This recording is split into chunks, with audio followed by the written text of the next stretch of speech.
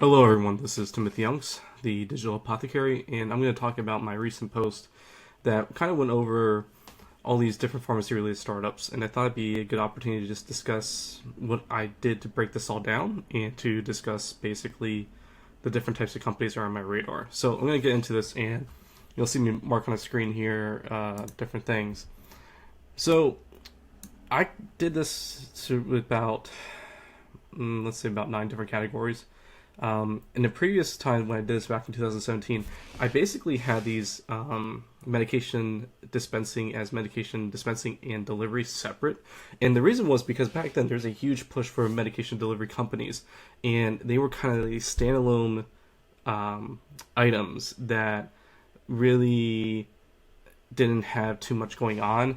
And I feel like they kind of all been rolled in together now because almost all these companies and medications have kind of targeted more or less getting the drugs to a patient, have teamed up with the pharmacy directly or created their own pharmacy. So as you know, PillPack is gone, been acquired by Amazon at this current time, and that was one of my big things back in 2017. I had this whole section about where was Amazon going, and there's still some things I'm thinking that may happen. Like I could see Amazon getting into this direct-to-consumer prescribing area in the future, but we'll get to that next.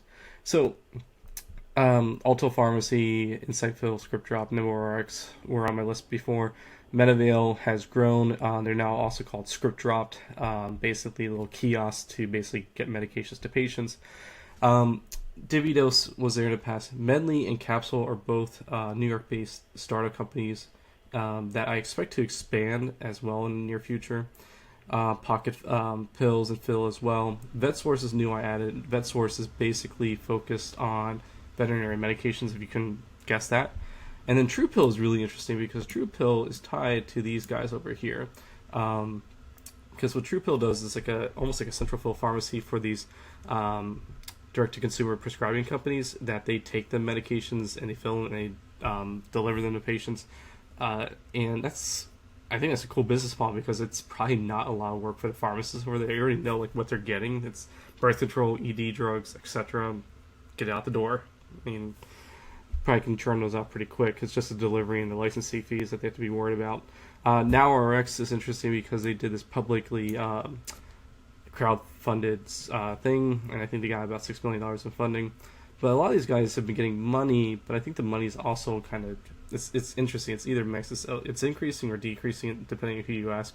And I think the one thing is with whatever happened with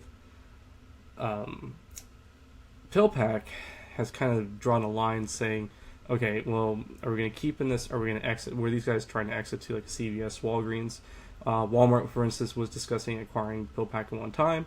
So, you know, does Alto Pharmacy see itself going to a Walmart, for instance? Like, is that where this stuff is going to go? So that's kind of where these things are on my radar. But the other thing is considered like CVS Health has gotten into the multi-dose delivery system as well. They rolled it out this year. A lot of these companies now themselves have gotten into delivery of medications. So I would say this entire environment is, I expect to see a consolidation in companies in the near future. I don't expect to see this huge growth with more of these popping up unless they see themselves as really getting into their own independent market and they're getting into a techified independent market.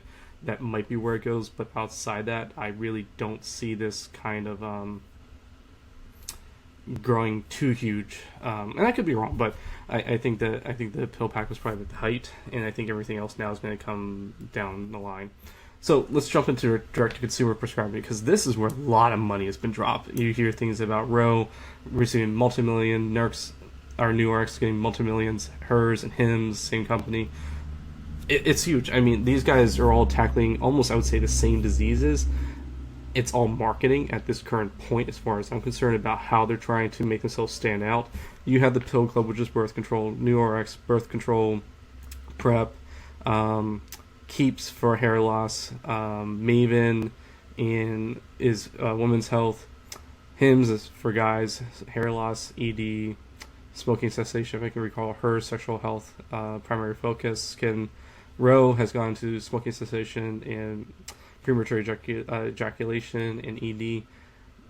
Where does this stuff stand? Lemonade is, to me, is one of the ones because even though you'll hear a lot, they do a lot of like a health tab. They do a lot of prescribing for a lot of chronic stuff, or I shouldn't say chronic, but low stakes diseases, and that's all these things guys are.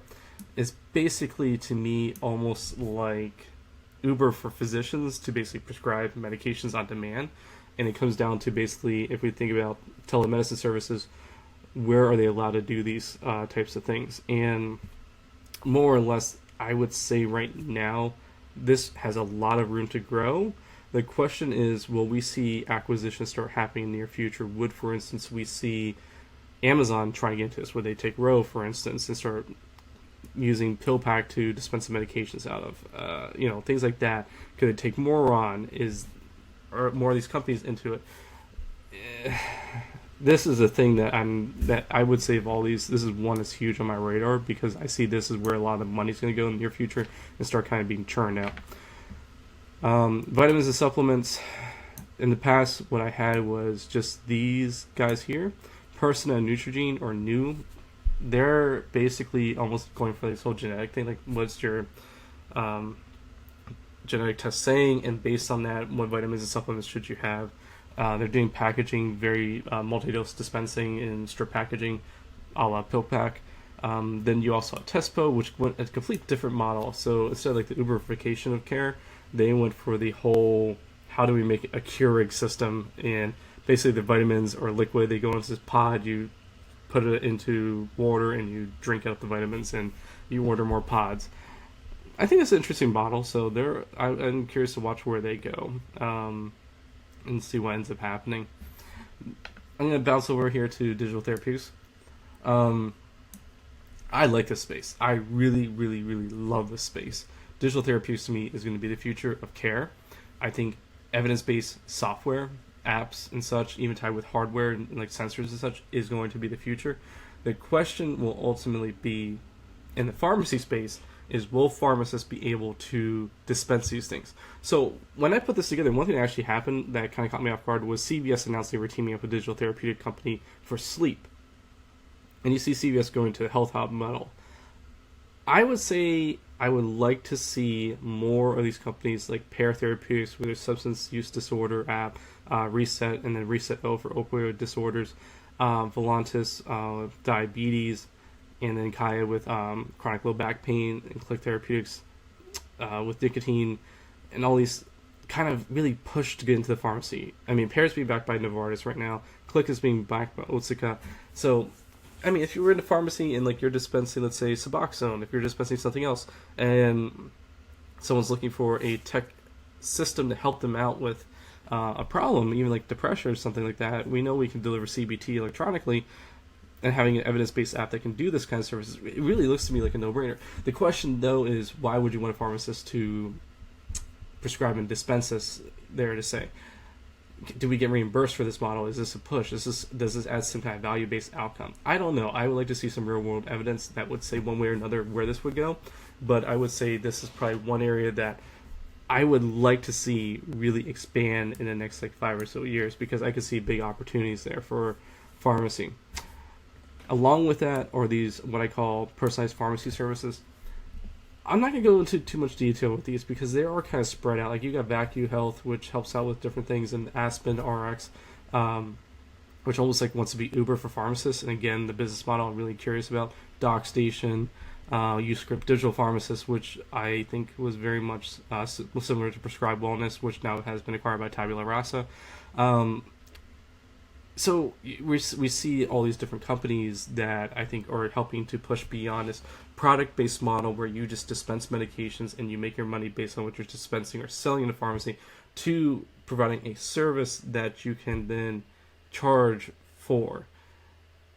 How much can you charge for? I mean, MTM only goes so far, so you're going to have to do some other things that would want payers to back up some of these services. And that's where I think pharmacy as a profession, we really need to step up in order to show this. I think these two here may be a happy marriage at some point. So let's see where it goes.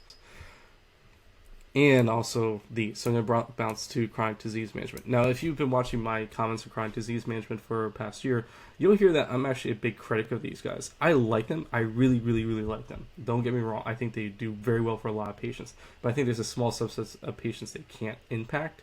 And I think that's where having a pharmacist do some kind of practicing with clinical services could meet. So like Livongo, for instance, helps out with managing hypertension. But you're going to have people with high blood pressure that, even no matter how much you tell them to take their medications, live a healthy diet, they're not going to get their blood pressure to goal because they may need more therapy. Maybe their therapy is not managed correctly. We know that most patients need 2-3 antihypertensives to get to goal blood pressure. Having a pharmacist be able to prescribe the service would be great. And that's something I would really want to consider here as kind of like this and this would be cool. I think that's one thing. And that's maybe we'll see like this little tier of something that here's Amada, here's Livongo and all these guys. Here's like a physician oversight. But this little middle area, that's where we could see this expansion of these personalized pharmacy services. Next up is going to be home lab testing. So this might come as a surprise for a lot of you guys. Like, why would I add that? Well, if you go into a pharmacy, you know there's a lot of home testing services provided there. I mean, there's even 23andMe and such at Walgreens. But, you know, if you weren't aware, Walgreens and Safeway were huge backers of Theranos. And I think one of the biggest issues was when Theranos went south, a lot of pharmacies got really kind of iffy about this. I mean, Safeway was opening spaces, and so was Walgreens, to put Theranos in, and those spaces now had to be converted to something else. Is CVS with their Health Hub going to go to this kind of model where they want to do lab testing in the pharmacy? That might be interesting, especially if they have a MinuteClinic on site. There's only so much so far you can get with CLIA waiver testing, though. So you see these other ones getting like test cards where you can mail a card at home, or these other services for STDs, different diseases, A1C, lipid testing. And what I'm really curious about is if these guys get bigger and we deliver these testing services to patients in their homes, they're not going to want to go to a pharmacy to get checked. And that's why I think that's competition. So this is where I see one head-to-head bouncing with pharmacy in terms of trying to provide these kind of services, maybe move into that environment. But you have these home lab testing, which are going to be direct competition. And I think you're going to have to figure out what testing can't you do with some of these home-based testing that the pharmacy could do that would offer some kind of tangible value over than just going to traditional like testing services like Quest. Would you get immediate feedback if you saw something was positive? Could you get immediate treatment instead of just waiting for it? I don't know, but that's something to keep in mind. Hospital pharmacy, there's a bunch going on here. This is kind of just thrown in. There's a few things that I was like, oh, this is kind of cool, like RS Review. I think it's cool for like billing and such, and like testing how much drugs cost. Kit Check is really cool. If you don't know about them, I would really look into them. Just because I think they're really using technology in a cool way to help out with the inpatient pharmacy workflow. And a few other ones are like that. One that I got asked about is, why did I throw in Zelth? I mean, and if you're not aware of it, Zelth is trying to provide like this almost like a digital health dispensing services. So if you're a patient in a hospital, you can be like, oh, a physician can say they need like this kind of stuff, and it can be ordered off Amazon, delivered to the patient, or apps or digital health products. And they actually just got a lot of money, I think about $9 million in funding from different companies. And I think there would be a very cool opportunity here for pharmacy to work within a Zelf system to prescribe and dispense medications at the point of care, or for education or other services, maybe for even adherence before a patient left the hospital. So I think Zelf could work with pharmacy. I think it could be a tool. So that's why I threw them in there, because I think there's something that is there. Whether or not it's going to happen, I don't know. But this is kind of pie in the sky kind of thing. And lastly, we have these companies over here. And I put these in Novel Pharma. They're not really making pharmaceutical like drugs or new things, but what they're doing is they're taking currently existing medications or pathways, such as medications that have multiple pills in them, topicals, or one I like is this SC Pharmaceuticals, which is subcutaneous injections that you can use in a patient's homes for like heart failure, for like Lasix, for instance, which we know is a huge issue for having to go into the clinic, just get diuresed and wait in there to urinate out the stuff and then go home and come back a few days later to see how they're doing. Well, maybe we could do it at home instead of just saying bump up your oral dose and see what happens, even though we know there's variable bioavailability for like Lasix. I'm not going into too much of torsemide, bumetanide, but something to think about. So that was one group I had. I think there's a few others out there, but these three I've heard of for a little bit now, so they're on my radar. In the end, I don't think this is everything. I've been getting people messaging me on LinkedIn, Twitter, saying you should consider adding this and adding that. I'm going to review those. I'm probably going to make a version 2.1 here in the next week or so, and add a few more. I am not adding just a single category company for a single category outcome. I've been asked that a lot, but I just, if you're a standalone, maybe I'll write a post about it.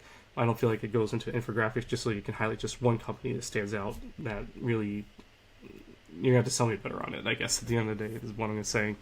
Any event, so this is basically the pharmacy-related startups. This is my 2019 update. Maybe I'll update this every year, depending on what people say. And in the event, in the comments, feel free to let me know about any other companies I may have missed or your thoughts. Maybe if you think I should look into other categories or just identify things for me, that'd be great. So in the event, have a good day. Take care. This is Digital Apothecary.